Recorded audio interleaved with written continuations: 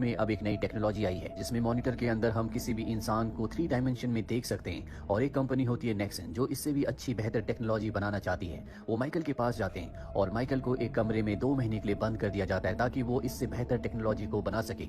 अब वो उस कंपनी की इस टेक्नोलॉजी को देखता है और 2 महीनों तक उस पर काम करता है। 2 महीनों के बाद माइकल जब बाहर आता है तो कंपनी के लोगों को अपनी बनाई हुई टेक्नोलॉजी दिखाता है जो हूबहू पहले की कॉपी होती है। इस पर कंपनी वाले कहते हैं कि इसमें और पहले वाली टेक्नोलॉजी में क्या फर्क है। और तभी माइकल मॉनिटर को हटा देता है और सबको दिखाता है कि उसने जो नई मॉडिफाइड टेक्नोलॉजी बनाई है इसमें मॉनिटर की जरूरत नहीं है। इसमें किसी भी कैरेक्टर की होलोग्राफिक इमेज को देखा जा सकता है और ये देखकर सबके सब बहुत खुश होते हैं। इसके बाद माइकल को एक चेयर पर लेटाया जाता है और उसकी मेमोरी को इरेज कर दिया जाता है। दरअसल 2 महीने जो उसने यहाँ पर बिताए हैं, उसने जो भी यहाँ पर बदला है उसकी यादों से सब कुछ मिटा दिया जाता है। और जब माइकल से तारीख पूछी जाती है तो 2 महीने पहले की तारीख बताता है जिस दिन पहली बार वो यहाँ पर आया था। दरअसल जिस टीम ने उसकी यादों को मिटाया है उसमें उसका बेस्ट फ्रेंड भी है। माइकल को उसके काम के लिए अच्छी खासी कीमत दी जाती है। इसके बाद माइकल अपने घर जाता है जहाँ पर बहुत सारे लेटर्स होते हैं और एक पार्टी का इन्विटेशन होता है जो आज ही होती है और ये जिमी ने भेजा होता है। जब वो उस पार्टी में जाता है तो वहाँ पर उसकी मुलाकात रेचल नाम की एक लड़की से होती है जो कि एक बायोलॉजिस्ट है। ये लड़की जिमी के लिए काम करती है जिसकी पार्टी में माइकल आया है। और जब ये उससे बात कर ही रहा होता है कि जिमी वहाँ पर आ जाता है। वो माइकल को अपने साथ ले जाता है और बताता है कि उसे एक प्रोजेक्ट पर काम करना है। अगर वो इस प्रोजेक्ट को करेगा तो उसे इतने पैसे दिए जाएंगे कि कभी उसे दोबारा काम करने की जरूरत नहीं होगी। लेकिन इस प्रोजेक्ट के लिए उन्हें उसके 3 सालों की जरूरत है। हालांकि माइकल हाँ नहीं बोलता, लेकिन घर जाने के बाद वो सोचता है और तय करता है कि एक बार वो उस कंपनी में जाएगा। अगले दिन उस कंपनी में जाता है जहाँ पर उसका सारा सामान बाहर ही रखवा दिया जाता है और माइकल को बताया जाता है कि जब आपका काम पूरा हो जाएगा तो आपको आपका सामान वापस मिल जाएगा। इसके बाद माइकल को एक इंजेक्शन लगाया जाता है और दूसरा इंजेक्शन उसे तब लगेगा जब उसका काम पूरा हो जाएगा। और पहले और दूसरे इंजेक्शन के बीच में उसकी जितनी भी यादें होंगी वो सब की सब अपने आप ही मिट जाएंगी। इस कंपनी का सीईओ जो कि जिमी है वो उसे लेकर एक कमरे में जाता है जहाँ पर उसकी मुलाकात रेचल से होती है जो कि यहीं पर काम करती है।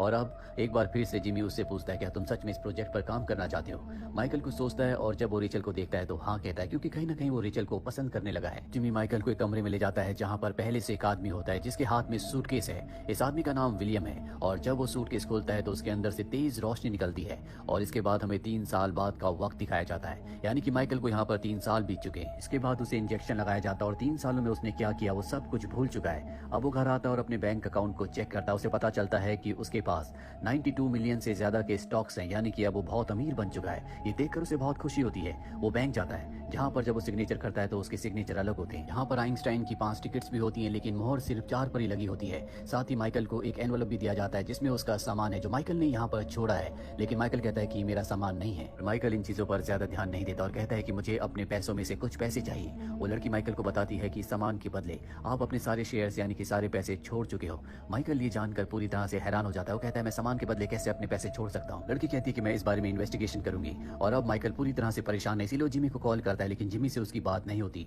जब वो वहाँ से बाहर निकलता है तभी कुछ लोग उस पर हमला करके उसे बेहोश कर देते हैं और जब उसे होश आता है तो वो FBI के सामने होता है जो उसके ऊपर देशद्रोह का आरोप लगा रहे होते हैं। माइकल कहता है कि मैंने कोई देशद्रोह नहीं किया, मैं एक इंजीनियर हूँ। लेकिन वहाँ पर FBI का एजेंट उसे कहता है कि तुमने गवर्नमेंट की टेक्नोलॉजी को बेचा है। यहाँ पर वो सारा सामान भी होता है जो लड़की बैंक में उसे दे रही थी। माइकल साफ साफ मना कर देता है कि ये सामान मेरा नहीं है। FBI का एजेंट उसी सामान में से घड़ी निकाल कर उसकी कलाई पर लगाता है और वो बिल्कुल फिट होती है जिससे वो समझ जाता है कि ये सामान माइकल का ही है। और अब यहाँ पर माइकल को स्क्रीन पर विलियम की तस्वीर दिखाई जाती है। विलियम वही आदमी है जिसने माइकल को आज से 3 साल पहले सबसे पहले वो ब्रीफकेस खोलकर दिखाया था जिसके अंदर से रोशनी निकली थी। ये माइकल को बताते हैं कि पहले ये FBI के लिए काम करता था लेकिन इसका एक प्रोजेक्ट कैंसिल हो गया जिसके बाद इसने खुफिया जानकारी जो कि सरकारी थी वो चुराई और उसने जिमी को भेज दिया। विलियम से हम पूछताछ नहीं कर सकते क्योंकि उसकी अब मृत्यु हो चुकी है और यहाँ पर खरीद बेच के जितने भी डॉक्यूमेंट्स हैं उन सब पर तुम्हारे सिग्नेचर हैं। वो उसे उसके सिग्नेचर्स भी दिखाते हैं और अब FBI उससे पूछती है कि हमें सब कुछ सच बताओ। माइकल कहता है कि मैं तुम्हें कुछ नहीं बता सकता क्योंकि उन्होंने मेरी 3 साल की मेमोरी को पूरी तरह से इरेज कर दिया गया है। इसके बाद उसे एक मशीन पर बैठाया जाता है ताकि उसके दिमाग में जितनी भी यादें उन्हें देखा जा सके। पर जब वो 3 साल की यादों को देखते हैं तो उन्हें कुछ भी नहीं दिखता।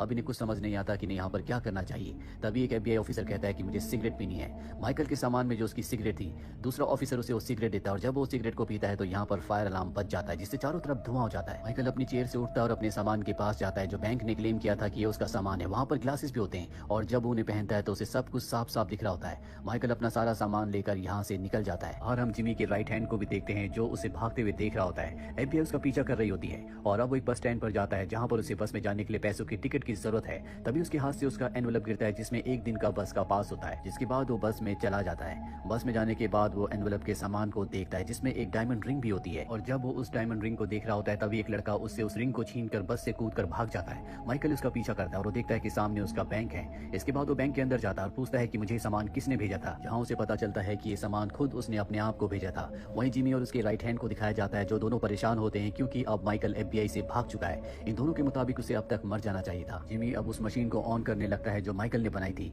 पर जब उसे ऑन करने की कोशिश करता है तो उसमें एरर आ जाता है। दरअसल माइकल ने ऐसा जानबूझकर किया था। उसके निकलने के कुछ ही घंटों के बाद ये मशीन खराब हो गई थी। जिमी अपनी राइट हैंड से कहता है कि जाओ और माइकल को पकड़कर वापस लाओ क्योंकि वही इस मशीन को ठीक कर सकता है। दूसरी तरफ माइकल को दिखाया जाता है जो एक होटल के अंदर जाने के बाद उस सारे एनवेलप के सामान को देखता है जो बैंक से उसे मिला था। उसमें एक चिट होती है जिसमें लिखा होता है if you only look where you can't go you will miss the riches below.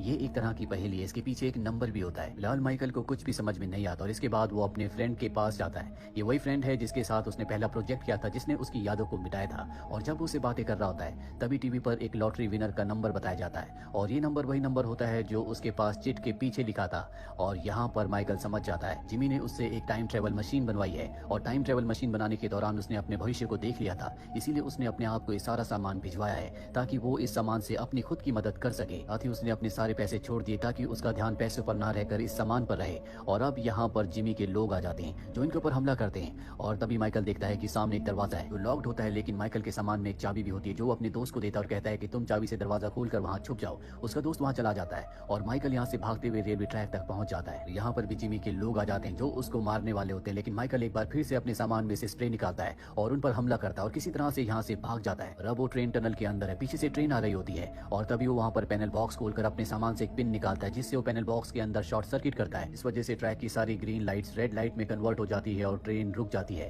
और इस तरह से माइकल अपनी जान बचाकर यहाँ से निकल जाता है। एक बार फिर से वो अपने सामान को चेक करता है और उसे एक कैफे का एक कार्ड मिलता है। जब वो वहाँ पर फोन करता है तो उसे पता चलता है कि उसने वहाँ पर 2 लोगों के लिए टेबल बुक की है।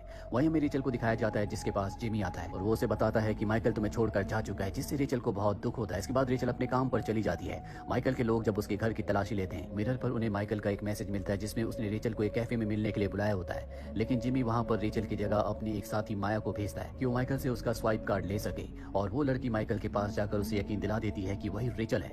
माइकल उसे अपना स्वाइप कार्ड दे देता है और जब वो उसे गुड बाय कहने के लिए उसके करीब आती है तो माइकल देखता है कि उसने अपनी आंखों में लेंसेज लगा रखे हैं। इसके बाद उसे शक होता है और वो उसे पूछता है कि मेरी फेवरेट बेसबॉल टीम का नाम क्या है। तो नाम वो लड़की जो कि रेचल का रूप धारण करके यहाँ पर आई होती है नहीं बता पाती। वो गन पॉइंट कर देती है पर तभी पीछे से असली रेचल आ जाती है जो उसके ऊपर हमला करती है। इसके बाद माइकल और रेचल यहाँ से निकल जाते हैं। माइकल के सामान में BMW कार की एक चाबी भी होती है। दरअसल उसने पहले भविष्य देख लिया था कि उन्हें यहाँ से भागना होगा, इसीलिए उसने यहाँ पर पहले से BMW गाड़ी रखी हुई थी। जब वो गाड़ी की चेन से उसे अनलॉक करता है तो उसे पता चलता है कि ये BMW की बाइक है और वो उस बाइक में रेचल को लेकर यहाँ से निकल जाता है। जिमी के लोग अब भी उसका पीछा कर रहे होते हैं, साथ ही FBI की टीम भी यहाँ पर आ जाती है, लेकिन माइकल इन सब को चकमा देकर यहाँ से निकल जाता है और अब एक बार फिर से वो सामान को देखता है जिसमें टिकट्स भी होती हैं। और जब वो उन टिकट्स को ध्यान से देखता है तो टिकट्स में जो आइंस्टाइन की फोटो होती है उसकी आंखों में उसे कुछ दिखता है। इसके बाद वो उन आंखों को माइक्रोस्कोप से देखता है जिस पर न्यूज़पेपर की कटिंग्स होती है जो कि भविष्य के न्यूज़पेपर है और इससे उसे पता चलता है कि जिमी की कंपनी ने जो आविष्कार किया था उससे कई देशों के बीच में वॉर शुरू हो गई, जिसके बाद न्यूक्लियर हमले हुए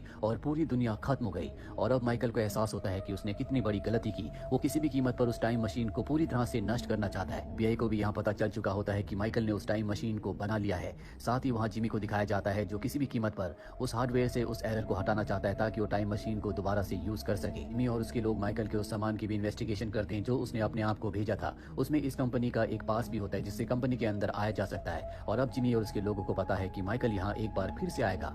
माइकल रेचल के साथ इस कंपनी में आ जाता है और जहाँ पर टाइम मशीन होती है वो उसके अंदर जाकर अंदर से लॉक को खराब कर देता है ताकि कोई भी अंदर ना आ सके। मशीन को नष्ट करने से पहले एक बार फिर से वो अपना भविष्य देखना चाहता है और जब वो भविष्य देखने के लिए मशीन को एक्टिवेट करता है तो उसे पता चलता है कि उसने मशीन के अंदर एरर डाल दिया था जो एक पहेली से था। वो उस पहेली को सुलझाकर एरर को ठीक कर देता है और अपना भविष्य देखता है जिसमें वो देखता है कि उसे गोली लग गई। और अब यहाँ पर जिमी के लोग भी आ जाते हैं क्योंकि दरवाजे के बाहर होते हैं, दरवाजा खोलने की कोशिश कर रहे होते हैं। माइकल के पास उसके सामान में से सिर्फ एक बुलेट बची है जो एक सिलेंडर के साथ बांध देता है। चलो उससे पूछती है कि तुम ये क्या कर रहे हो। वो बताता है कि ये हाइड्रोजन सिलेंडर्स हैं जो मशीन को ठंडा रखती हैं और जब मशीन ऑन होगी इसकी नॉब खुलेगी तो इस बुलेट की वजह से सारे के सारे सिलेंडर्स फट जाएंगे जिससे मशीन नष्ट हो जाएगी। और अब यहाँ पर अंदर जिमी के लोग आ जाते हैं। दोनों अपनी जान बचाकर यहाँ से भागते हैं। वहीं जिमी को पता चल चुका है कि मशीन ठीक हो चुकी है, इसीलिए मशीन में एक बार फिर से भविष्य देखता है जहाँ पर वो देखता है कि माइकल को गोली लगने से उसकी मृत्यु हो गई। देखकर जिमी को बहुत खुशी होती है वही माइकल और रेचल जिमी के कई लोगों को मार चुके हैं और ये लड़ते लड़ते उस जगह पहुंच जाते हैं जहां पर माइकल को गोली लगेगी। अब यहाँ पर FBI की टीम भी पहुंच जाती है, जिन्हें पता है कि माइकल मशीन बना चुका है और FBI नहीं चाहती कि इस मशीन को नष्ट किया जाए,